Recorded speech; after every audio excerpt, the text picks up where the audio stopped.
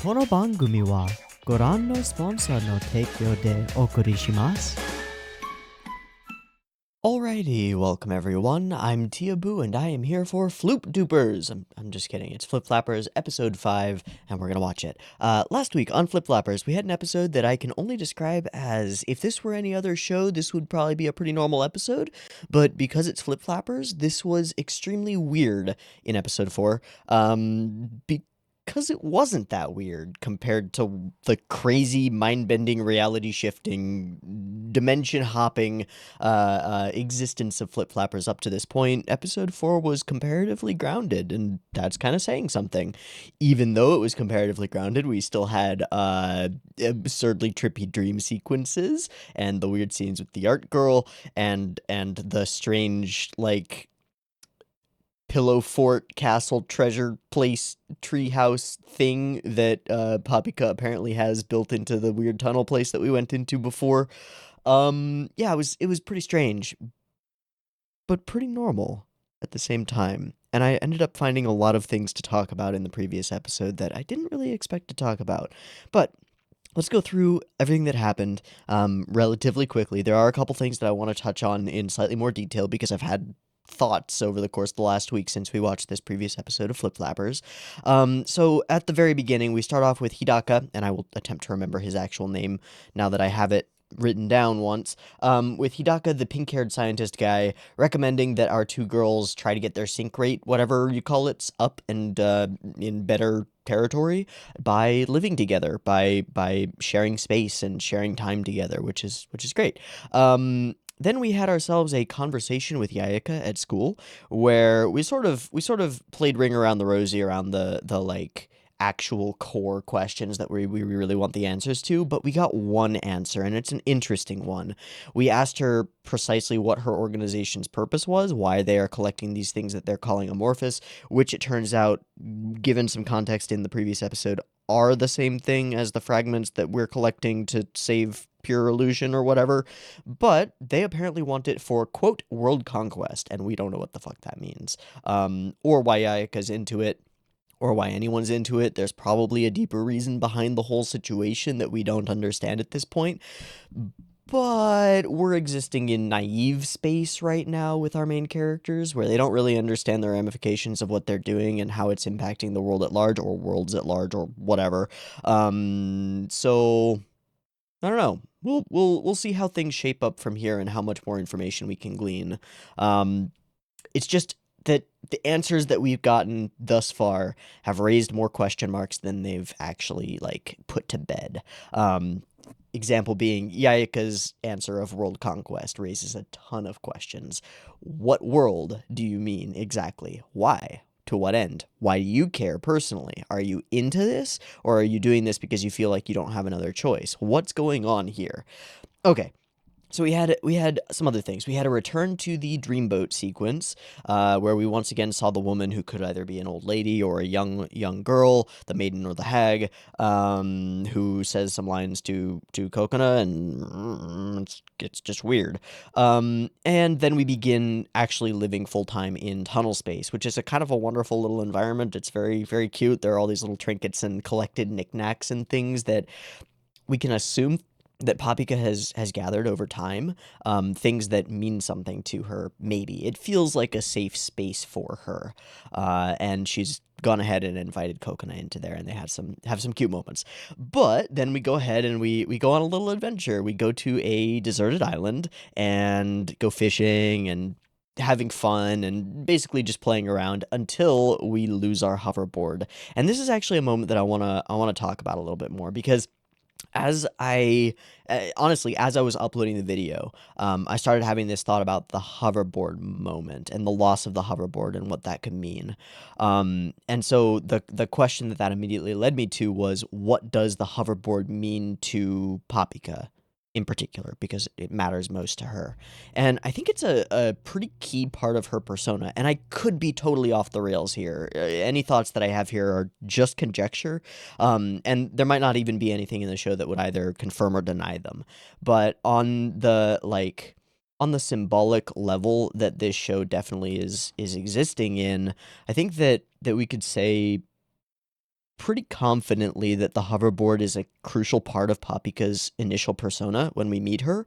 And I think we could go further and say that it's perhaps a symbol of autonomy, freedom, and choice.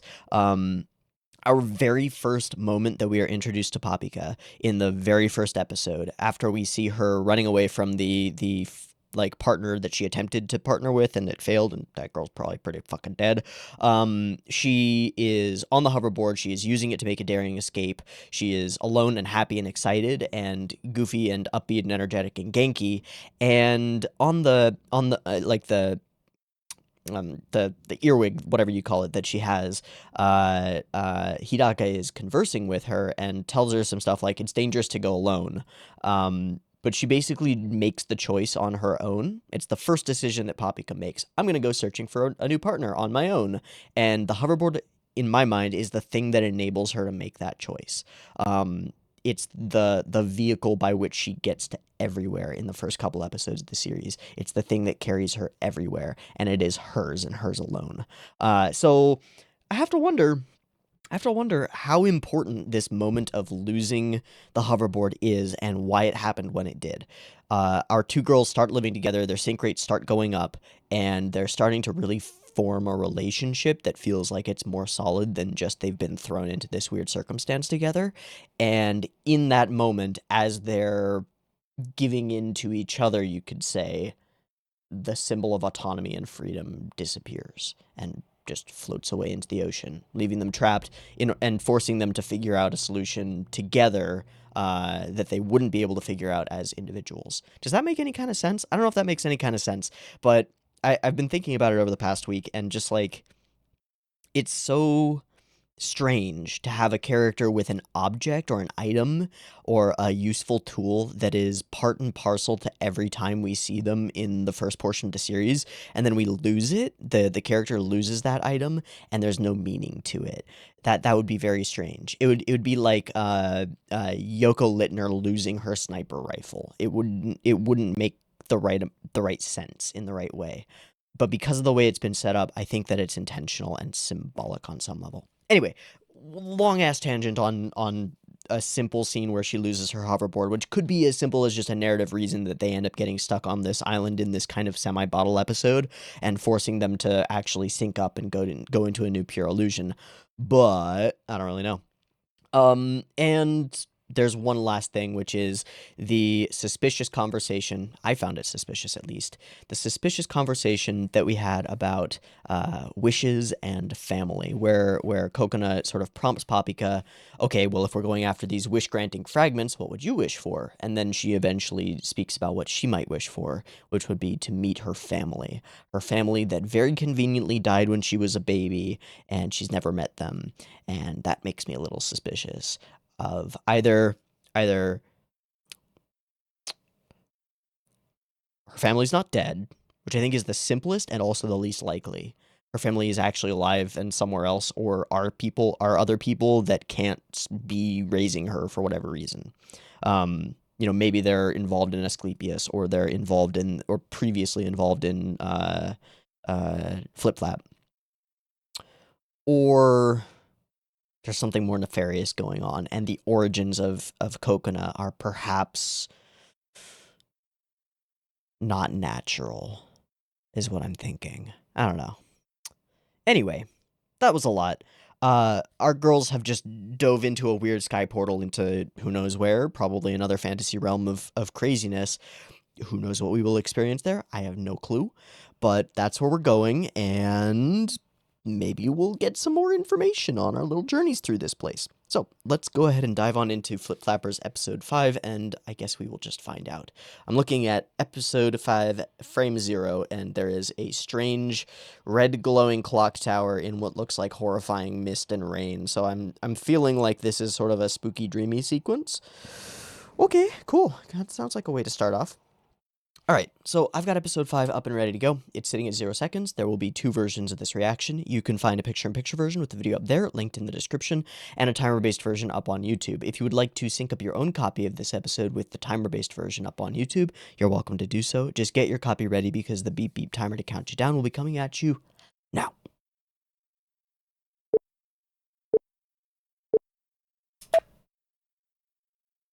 Glowing clock tower. And what the fuck is that?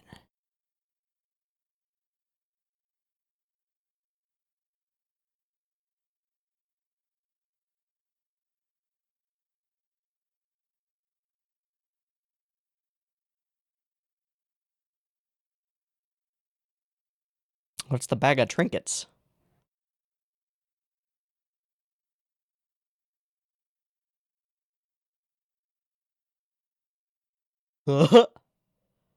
Why do you need an inanimate object? Is this for some kind of thing? Here, have a stick. But it's a stick.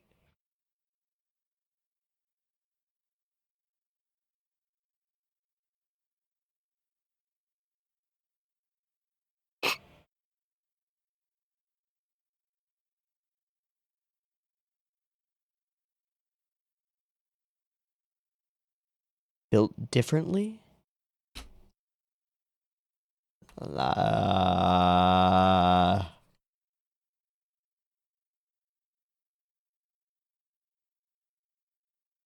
Unlike us.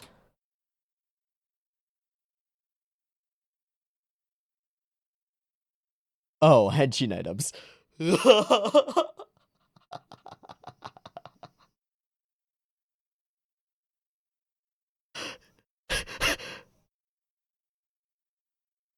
So they're henchin items?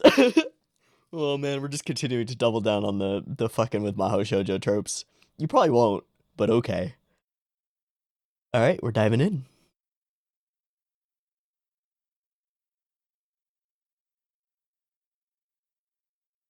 This is a spooky place. Everything is grayscale. Are we in a horror anime now? Is it gOkIgEnYoU? Oh, nope, it's just a goober. Everything's fine. False alarm. Never mind.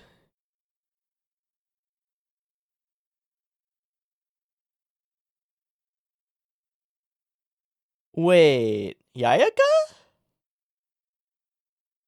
Wait, Yayaka?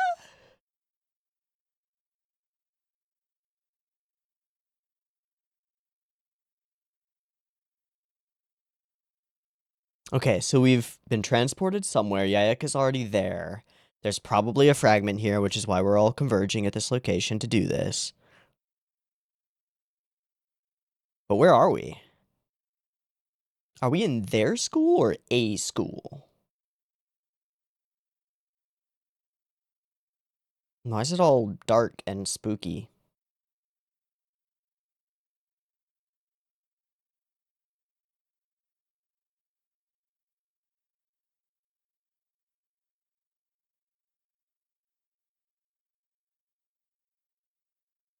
When the female of the two white-haired people is playing the cello there, her hand isn't in a cast, is it?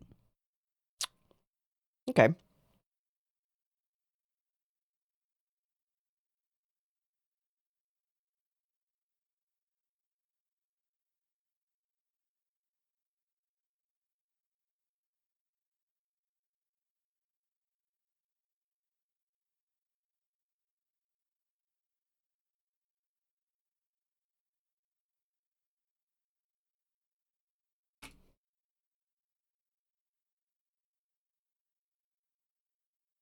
Yep.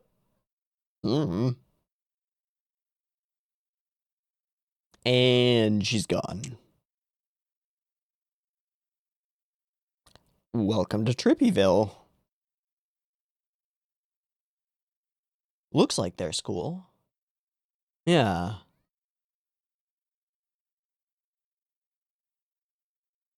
Maybe it's their school from the past?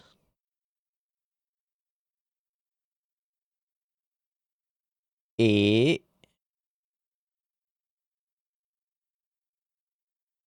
little divining rods are dropped. What?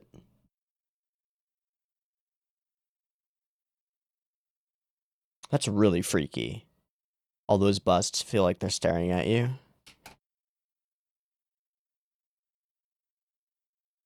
Whoa. How do we get separated?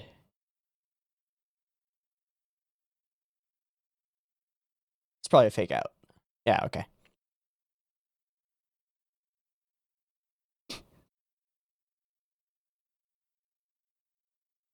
No, it does not.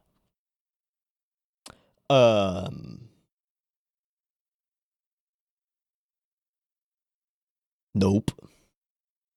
Nope. Wait, what? Wait, what? I'm sorry, I've seen enough horror films to know this is not.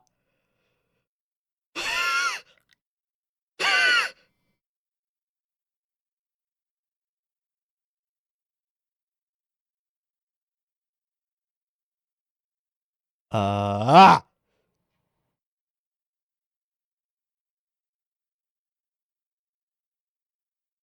mean, they're just being polite saying gOkIgEnYoU.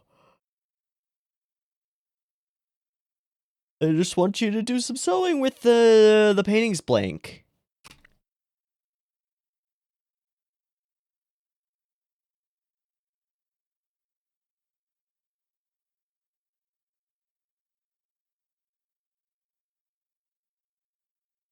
What else are you gonna do? Let's go.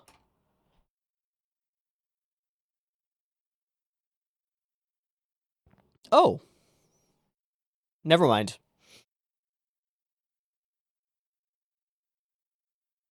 Ah, she still can't say it. And what is wrong? Is she what the fuck?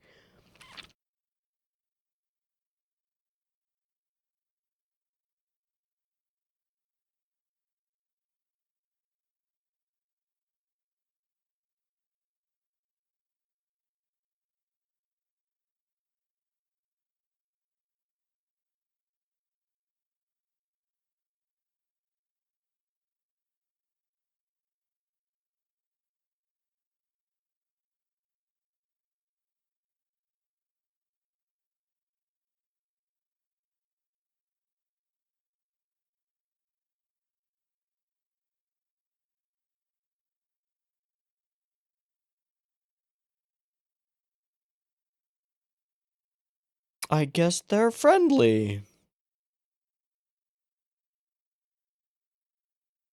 I don't like it though.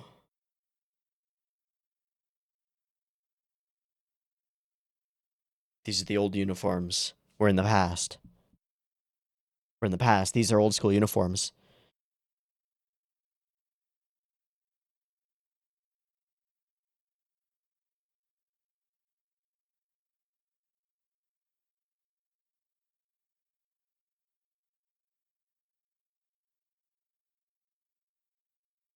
Don't get caught up in the momentum of this creepy place.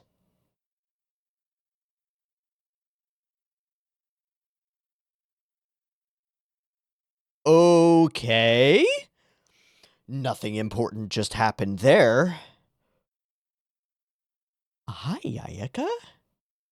Are you letting them scout for you? What the fuck? Yuri lilies.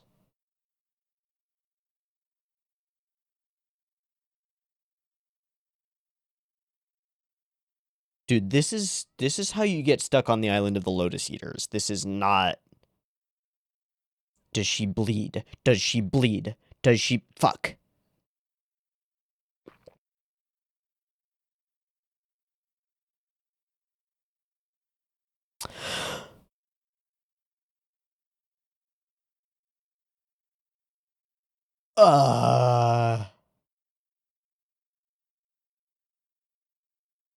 Hey, that feeling that you have right now, like there's something wrong going on. Oh my god, it's in the mirror. Oh no. Oh no, we're holding on it. It's gonna move. Okay, okay, we didn't. Ugh. Fuck dolls. Alright, same shot.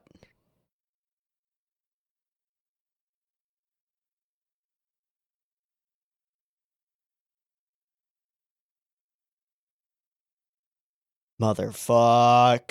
It moved on its own.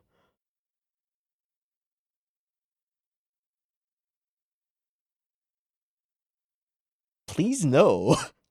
Please no more of that. Alright, the candles are just burning down. The tea is always there. The biscuits are always there. Welcome to the loop. You're stuck on the island of the Lotus Eaters. Oh shit, we are in a loop.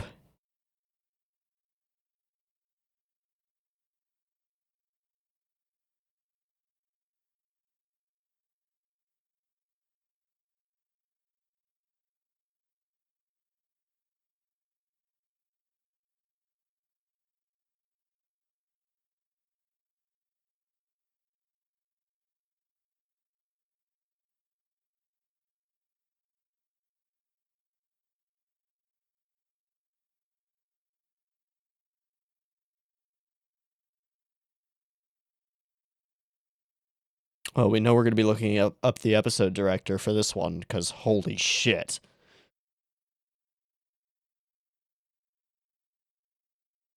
Same thing we always do. For as long as we've been in here. Yeah.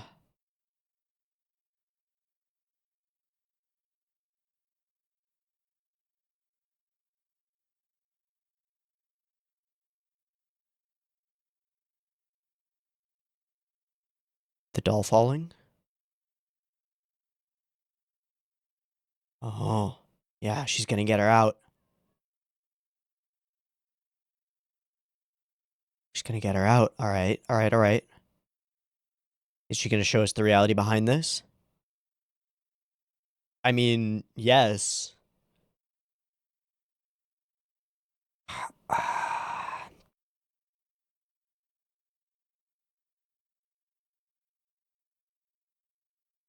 Oh my.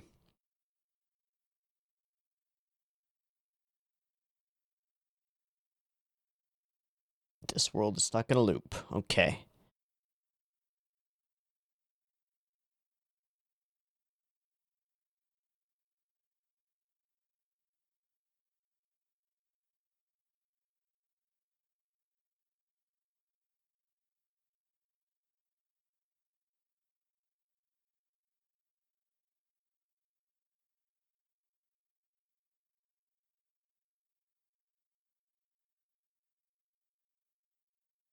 Hmm. What's your purpose? Ah, I don't have one. It's secondhand. Yeah, this is life or death for her. You don't understand anything. Ah, show us the darkness, Yayak. Ah, my god. That was a lot of faces.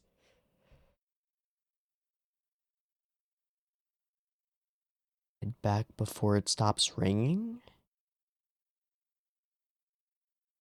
Deeply, it's one of the first things we ever found out about her.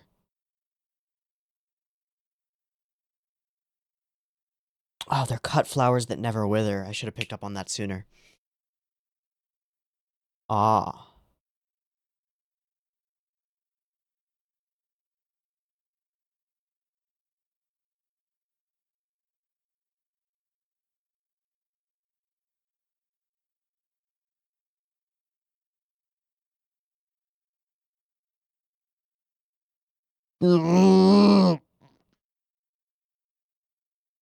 Nope. Not pleased. Yeah, alright. So now she's suspicious of everything. Yep. Keep your head in the game.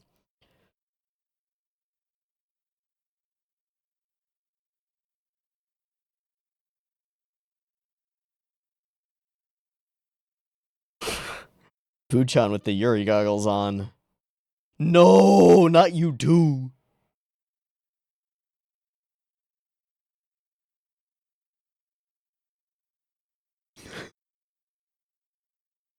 Why is there shit written on in blood on all the? This time doesn't exist here.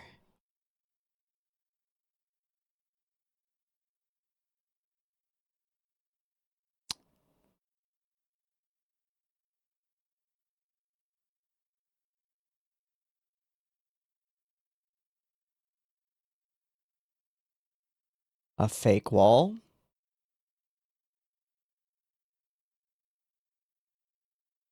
What happens when the bell stops ringing? Yeah. Um.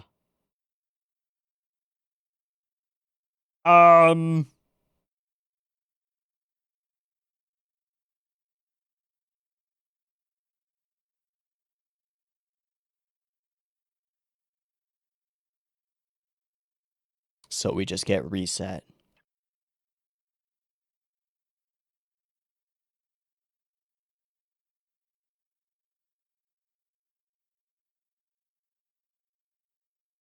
Nope.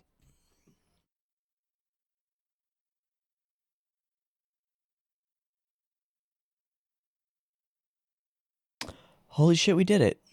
All right, where are we now? Why?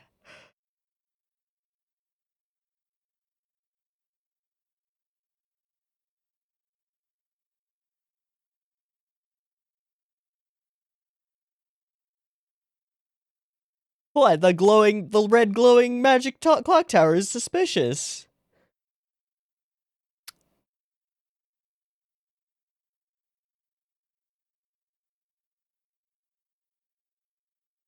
Oh, hi.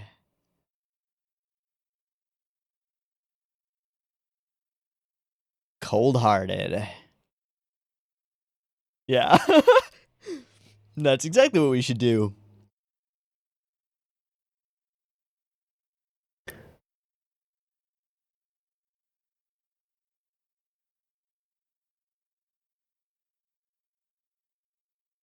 Whoa. Alright, we're gonna need our henshin items. We set it up at the beginning of the episode. We gotta pull it off. Check off something. Oof. Oh.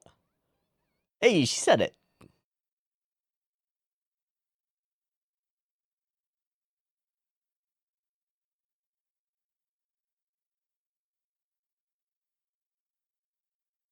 Nope.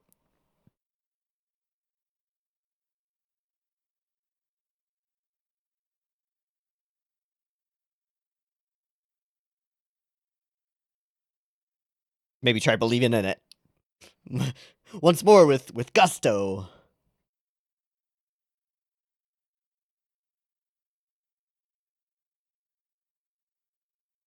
I'm sorry, what did I just... I'm really confused what I just saw.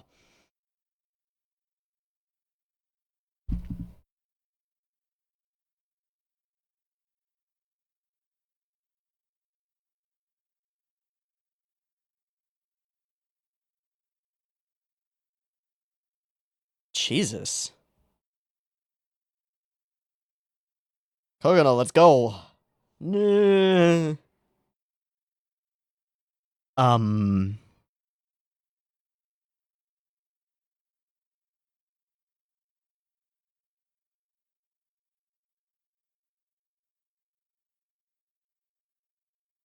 It's pretty gross.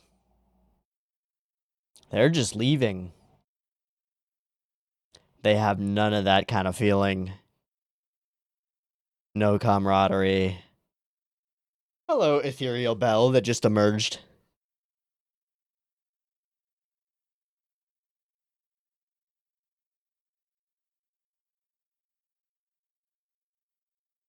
Okay. She saved you, Yayaka.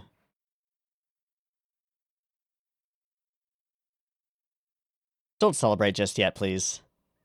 Oh, no.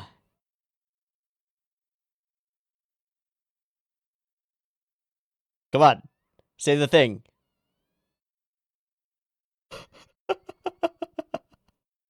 Huh? What? Alright, there we go.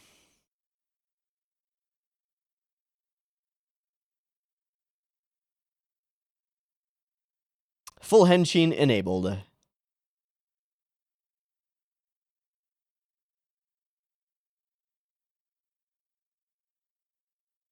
Punch that bell. Or hit it with a giant hammer, yeah.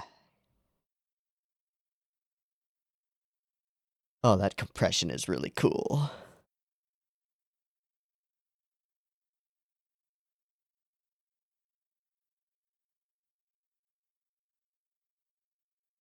Time has resumed.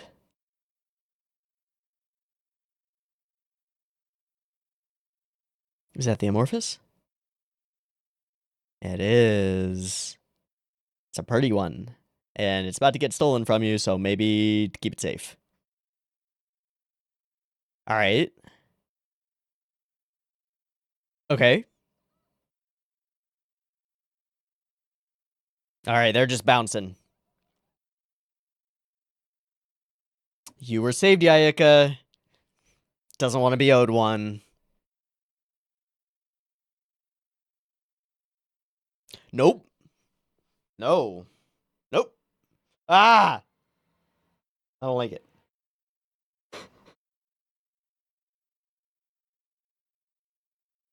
Hey! We made it. Okay. Give me the thing. Yeah.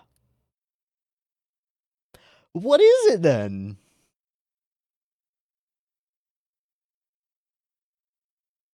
He's gonna hand it over. Come on. Thank you. Alright, good.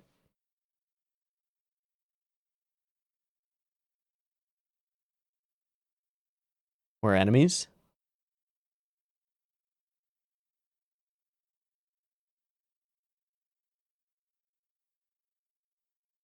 Okay. Bye.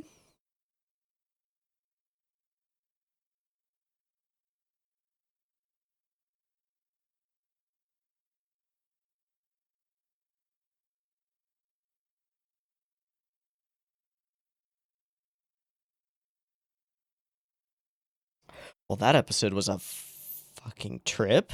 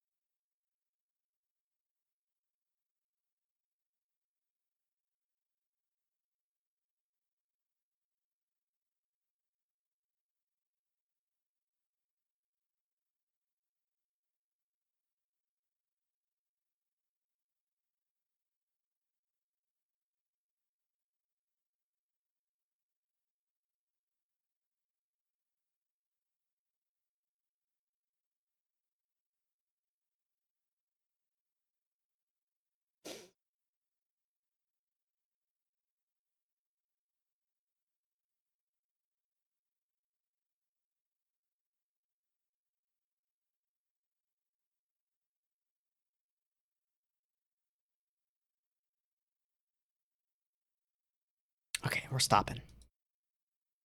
Boom.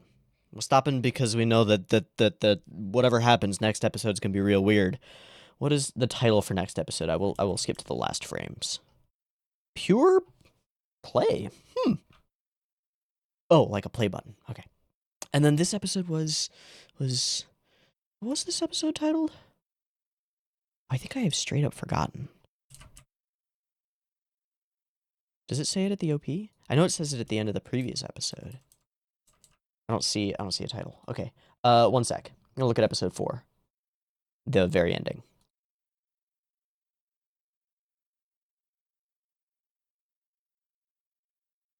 Pure echo. Oh. Oh, okay.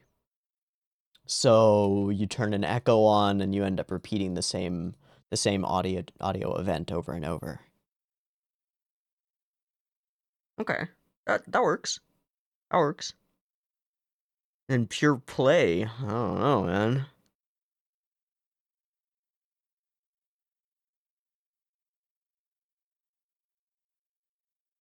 Be at the beginning of something. Start. But we're already in the middle of the series, so All right. Okay, let's stop focusing on trying to predict episodes based on the episode title, because let's be real, there's no way that I could have ever come to creepy faceless void time loop within the school thing with the doll and the rain and stuff from Pure Echo. There's no way I would get that. This episode is fantastically spooky, and I really enjoyed that. Spooky is tough. Spooky in anime is also tough. This nailed spooky like more than a few times. Unnerving and weird and creepy, and that's exactly how Kokona is meant to feel in this environment. Everything's a little off and a little weird, and to convey all of that to the audience as effectively as I think they did it is pretty goddamn wonderful. So I desperately would like to know who was responsible for this episode. Episode director, anything else. So I'm gonna go look on ANN and see if I can find any interesting information for that. And if editing me remembers editing me, will make a cut here. Okay, I found some information. It's not the most useful information, but it is information nonetheless. The episode was storyboarded and directed by one Ryohei Takeshita, who has nothing on his credits list that would indicate to me like a significant history with doing horrifying things or creepiness or anything like that. Mostly a key animator, couple of episode direction credits, but nothing horror related. And then the script writer for this episode is the same as the author for episodes 1 through 3 and 5 and 6. It's Yuniko Ayana. The only other episode has been episode 4, which was by Ayumi Sekine. Sekine? I think so. So really, we didn't get any useful information from that little search. Waste of time. That's fine. I think the thing stands well enough on its own. Our initial visual thing is this very spooky clock tower thing that is glowing red and has a very strange like ball of animated gloop on the 12. And when the clock strikes 12, everything changes and everything gets real weird. Okay, so we have our next little jabby poke at Precure and other Maho Shoujo, which is getting a transformation item, getting a henshin item, the Linkle stick or the heart perfume or the princess perfume or whatever the fuck it is. You need one so that you can do the transforming thing. But you actually don't. Like, we've seen them transform on their own. So I don't know what's going on here. It's as though they're just psychologically externalizing their like desire to transform into the object, and somehow that's working. I don't really know. But we do it. So she gets a stick. She gets a bracelet. Cool. It seems to be the right length, too. I don't know what that's supposed to mean. Alright, but y'all suck. Y'all are terrible. And then there's an interesting line. And there's another one a little bit later that doubles down on this. They're built differently, right down to their brains. Later, we're wired differently from Yayaka.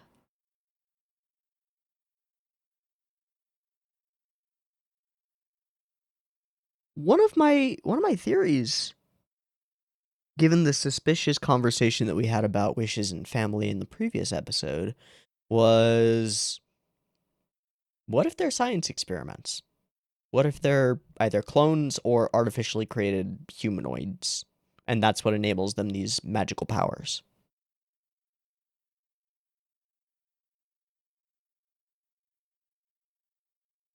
The phrasing on they're built differently, right down to their brains, and we're wired differently,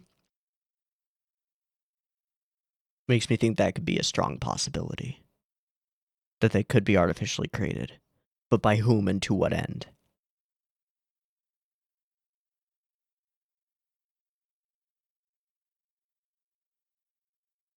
Well, if they're built differently, then that implies there are two different groups building them, right? Producing children who can do the flip-flap thing or enter into pure illusion. So the Asclepius organization may have built Yaeka and the twins. And Flip Flap may have built Coconut and Papika. Is that possible?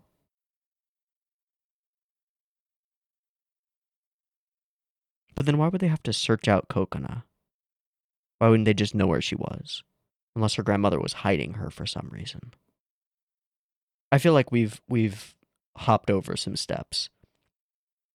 Meaning that we don't have a clear, like, a clear logical path for conjecture. Because we've skipped steps in the interim, so we're not sure if where we're at in the conjecture can actually branch out from there. Huh. Interesting. Weird. Very weird. Very curious about these two statements. They're built differently.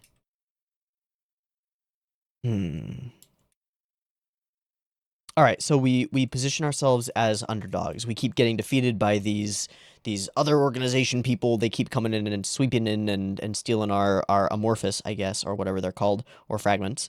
That's not fair. How do we beat that? So we try.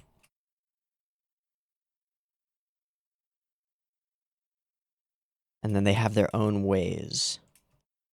So we have the plugins.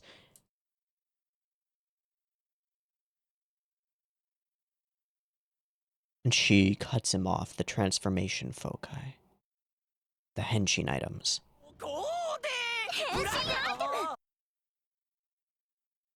So he's calling them plugins as though they're part of like a digital audio stack or a chain. Like a plugin effect. And she cuts him off as though it's important that he doesn't say that. Hold up the prize possessions you picked and say this. Flip-boo, flapping-goo. And Papika has trouble with that. Holding hands, we'll beat them this time. Then we enter into the horror verse, and it's just fucking wonderful all the way through. Alright. Open on Gray. Hold on Gray. Isolated, crushed into the tiniest little corner is Coconut in this sequence, with the sort of skewed perspective of these lockers sort of looming over her. The environment itself is bad juju. This is pretty cool. All right, and then we start doing more of the same. We pull off a nice little faux jump scare with the strange thing moving behind her that ends up just being Coconut, being a goober. And then we double down and do a real jump scare with the lightning flash reveal of Yaeka. Bom, bom, bom, bom. And we shaky cam it so that it's all spooky until we reveal that it's actually Yaeka. Hi, Yaeka. And she starts off with gOkIgEnYoU. So she's familiar with this world to an extent, or has been here for a little while. All right. And she just disappears. And we enter into Horrorverse once more. It's spooky. It is very spooky. Just the darkness, the darkness of everything is super spooky. To change their entire school environment into very scary place. There's someone here. Buchan is gone. And then we start doing creepy things like the focus on this mirror. I like this a lot because it's not anything. It never becomes a jump scare. It never becomes anything or is in any way important. But just having it there makes you, as the viewer, at least for me, it makes me focus on the mirror and go, is there going to be something weird in the mirror? Is there going to be something spooky? As they walk past. There kind of is. I'm actually lying. It's not a mirror, it's a window, isn't it? No, it's a mirror. The window is outside on the other side of the room. Okay. So it ends up being kind of an optical illusion of sorts. But we do have faces and hands pressed against the glass at the end. That's nice and spooky. Okay. I was focused on it and I actually missed it. Boom. And there they are. That's nice. And then there are just little touches, like the busts on the far left feel like they're staring at me. It's spooky. It's spooky. But it's also like a normal-ish science classroom with all these things and stuff everywhere. This is not that weird. But on a dark night alone in your school, you might find might find these areas real freaky.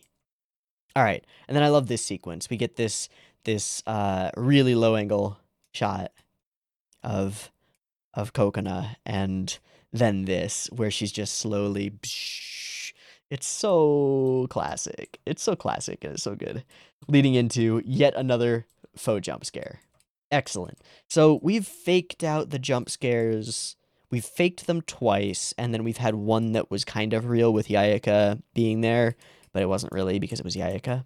So we faked it 3 times. It's not the jump scares that are scary. It's the creepy stuff. It's the creepy stuff. We enter into this room, and this is where things get fucking creepy, and it's so wonderful. All right, so an observant person might pick up on the fact that they're wearing different school uniforms, but still school uniforms, which would imply that this is from a different era. This is from the past. In some way. And these girls function kind of like ghosts, sort of, but it's as though the curse is on the entire area. It's not them. They're just a part of it, a symptom of it. Sitting around in candlelight with doilies everywhere, and then this happens. Like, we hid their faces for a good long while before doing this. Fuck off with that shit. No. No. And I think this is fantastic. This is great because it kind of relieves the tension a little bit for the audience, for me as an audience member, to see the characters freaking out just as much as I am, because that was pretty freaky, and their response is, I think, well deserved and perfect. All right. No, I don't like it. Okay. And there's some other little things. The painting is blank. It hasn't been painted yet.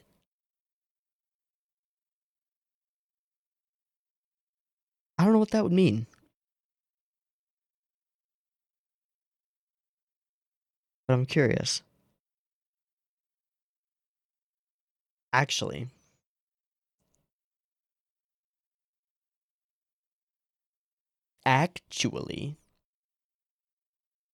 this is meta knowledge that I'm not supposed to have. The first frame, yeah. The first frame of the preview for the next episode shows Art Girl. Wonder if we'll get the story of the painting. That could be interesting. I don't know. That's, again, in far-off conjecture land. Okay. Creepy things continue happening. We cannot henshin, not sure why. Part of it is that Papika can't say the thing. We find this landing, which is just an endless pit of I don't know the fuck what. Help each other over it. I'm not sure what this is. So we get up to the roof, to the outside, and it seems like we're free, but we're not. This is the environment we should expect. Boom, it's replaced.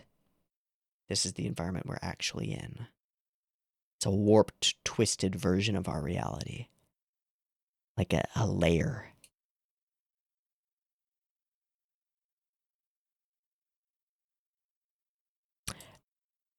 Oh yeah, I kind of forgot that this happened. How did I forget that this happened? Okay, so we're out in the rain. We chase Papika out here. She's trying to do the flippu flappingu. And then she starts to, like, fade.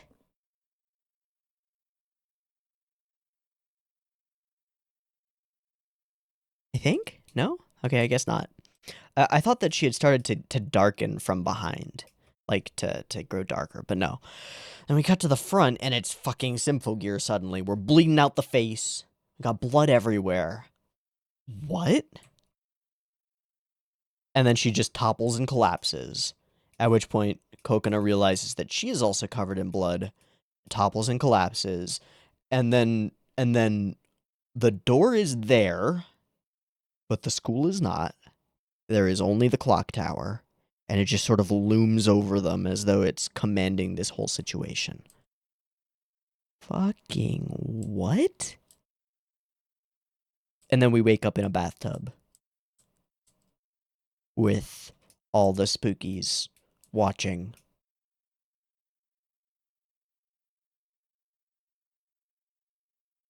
How? What? Why? What?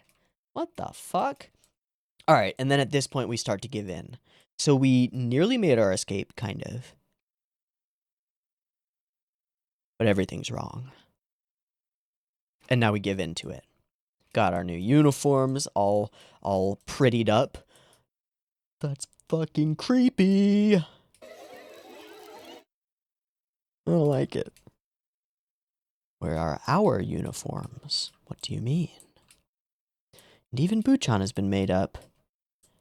And Buchan appears with the symbol of like lesbian romance as his thing repeatedly. Really not sure why. Later it happens when they're holding hands. And then there are the Yuri lilies over, like, everything. They're in the environment outside. They're cut in the room. And they're on the stained glass. But all of it is... I'm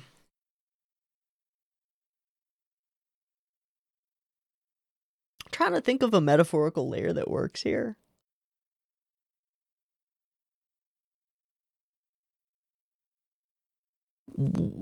What does this trap symbolize?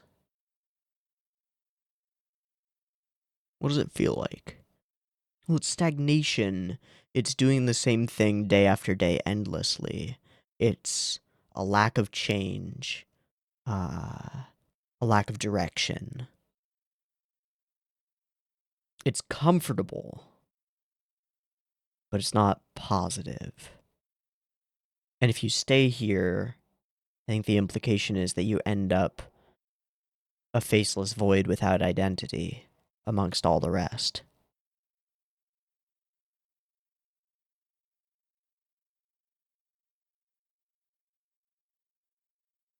So, immediately after the episode where Papika and Kokona start to really sync up and see eye to eye, the same episode where Papika loses the symbol of her self-determination. Immediately after that, we enter into a world where we are comfortable but stagnant. Seems like it could have some sort of layered meaning about the nature of relationships, gay or straight, and the potential to stagnate within a relationship. But I don't know. I don't really know. Maybe I'm reaching. Alright. But we enter into this world. Was that building always there? I don't think so, man. I don't think so. And then there's this moment where we cross the threshold and everything clearly changes. And Yayaka is just watching.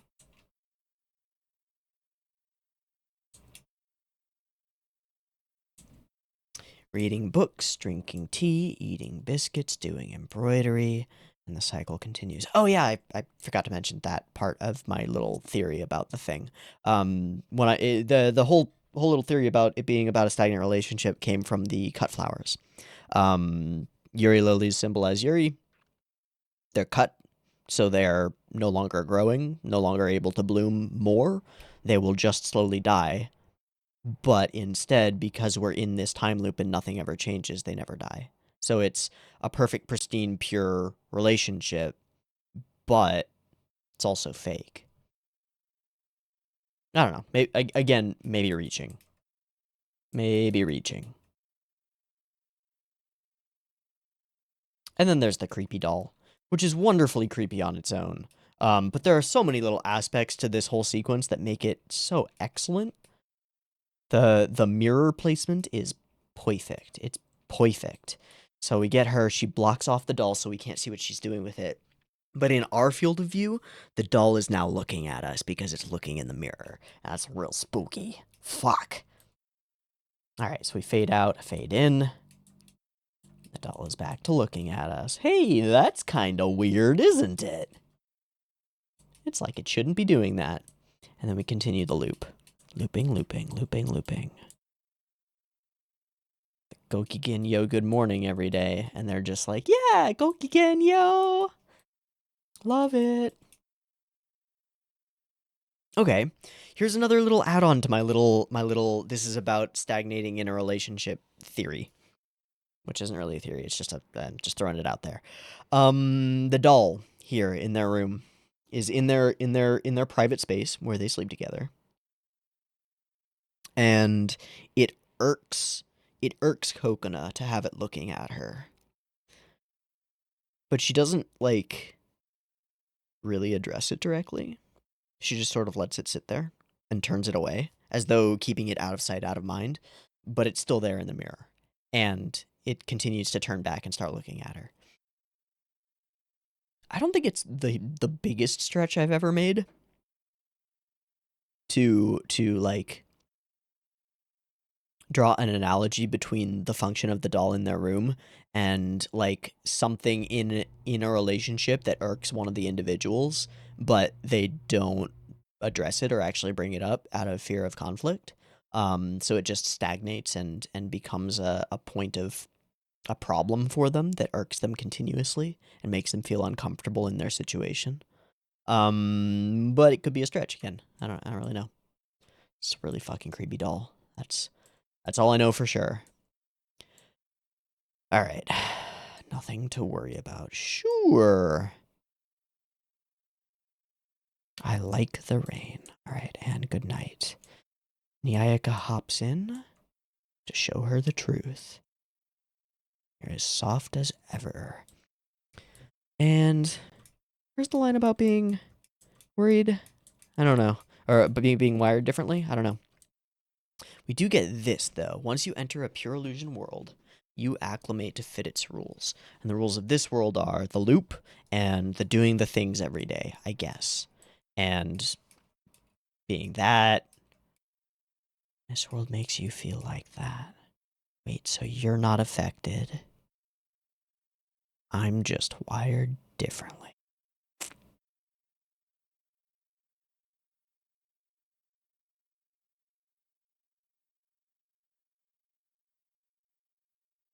That line is laden with intent. It's laden with intent. I don't know what the intent is, but it's laden with it. Why do you want him anyway? Why do you care?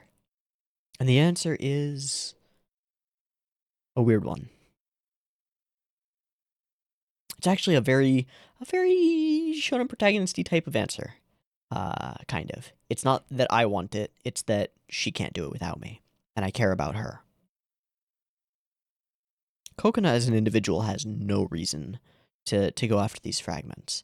Even when we had the conversation on the beach, she doesn't have a wish that she's going for, really. She pulled one out of thin air, which was that she hopes that she might meet her family. But it was just out of thin air. It's not like a core motivation for her. That's the thing about Kokona. She doesn't have a core motivation. So her motivation has just become Papika. Well, sometimes it's kind of fun. Fun? You really don't fucking get it, do you? This isn't an amusement park ride. This is serious business. And we accent that with her looking up to windows just covered in faces. God, that's horrifying. And she gives them the necessary hint.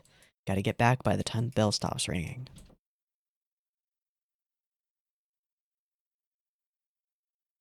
Yeah, Papika just having a grand old time here, and Kokona kind of freaking out.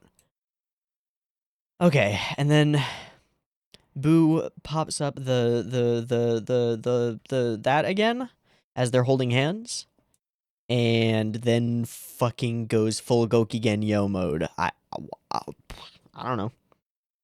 I have no explanation for this. Same with the emerging from the rooftop exit and finding ourselves in the rain and then just dying at a what?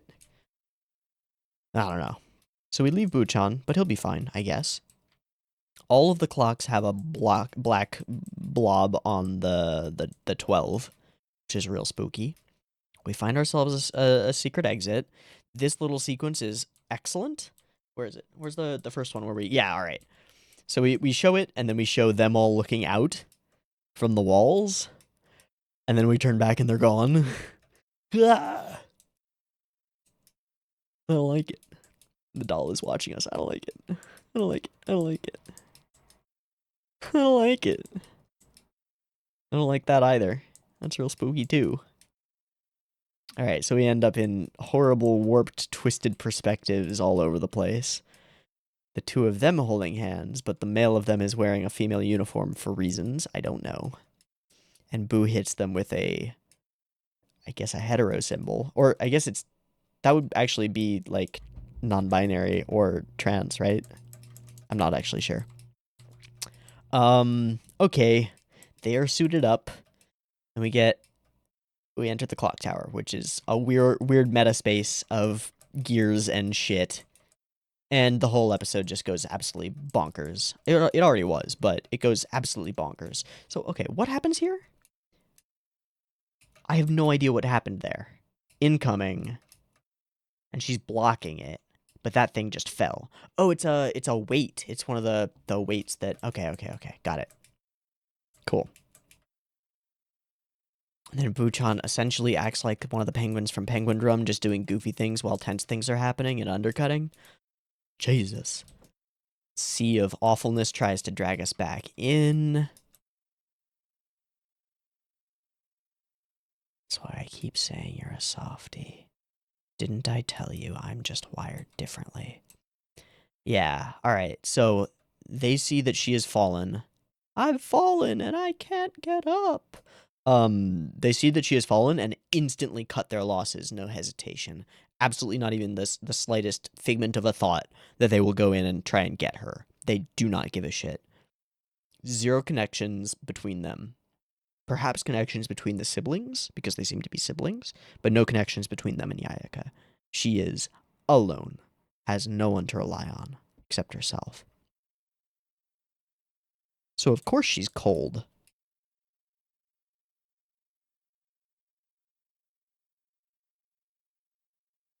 And Coconut points this out. Why? Why are they just leaving you? Aren't you with them? Aren't you a team?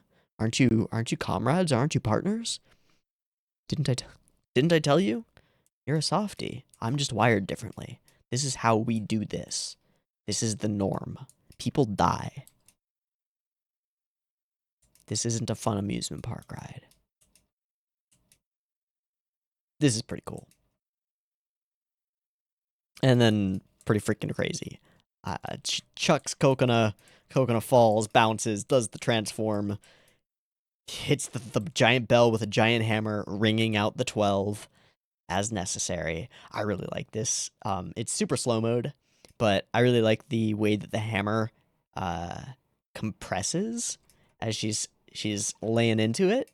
Because we've got these semi like spiral patterns on the hammer, they sort of twist in this way. And yeah, it's just cool. It's just really neat. And the place is empty. The stroke of 12. The amorphous emerges, and the world starts to break down. And as repayment for her salvation, Yayaka pulls them through the portal. And the doll closes its eyes on its own. I don't like it. Pulls them through the portal and saves them. Because she doesn't want to owe them one. We're square now. Now give me the thing. It's not what you think it is. And I mentioned this at the very beginning of this reaction in the initial discussion thing, that our main characters are still in the naive verse. They're still... We don't really know how much Papika knows about what she's doing, and we don't really know how much Yayaka knows, but it's clear that Yayaka knows a lot more than Coconut knows. And we know about the same amount as Coconut knows, which is not a lot. So our characters... They really cannot make an informed decision about the eventual resting place of this amorphous fragment thing. They really can't, because they don't have enough information to be like, yeah, Dr. Salt's a cool dude and he's actually trying to save the world, or yeah, Asclepius organization is really fucked up and they're bad. We're not giving this to you. Instead, their motivations for holding on to it are almost entirely personal. We found this together, this is ours. Finders keepers, essentially. And that's a bit flimsy, and it makes me wonder how many bad decisions our characters are making, just because they don't know enough to know that they're bad decisions. I'm gonna go with a lot. I'm gonna guess a lot.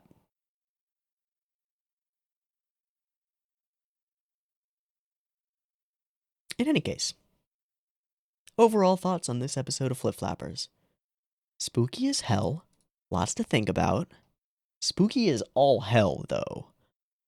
I mean, this was a genuinely unnerving episode. The direction, the way that we decolorize everything and make it very dark and bluey. The little mini scares, the faux jump scares built in, the sort of spooky environmental stuff, and then the actual scares of that shit.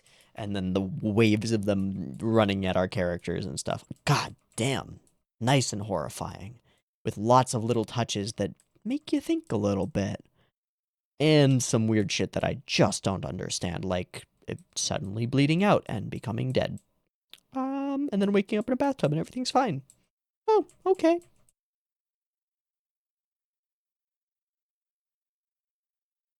Yeah, this was a nicely psychologically unnerving, unsettling episode that I thought was really well directed to that end and conveyed a whole lot of interesting stuff, as well as adding some mysteries. Adding some information, just little bits and pieces, little puzzle pieces that we can start putting together. Okay, cool. And the next episode is pure play, right? Pure play. And we don't know what that's going to mean. Okay, cool. Let's wrap there. I've been Teeaboo. This has been Furipu Furapu, episode 5. I hope you've enjoyed it as much as I have. I hope you had fun being scared by this episode. If you weren't scared by this episode, then I don't know what to tell you. Maybe you're just wired differently than I am. But I had a good time with this one. I always appreciate a good, well done spooky, and this was a nicely done spooky. So I'm happy. We will pick up next week for episode 6 of Flip Flappers. I hope to see you there, and that'll be it for me. Peace.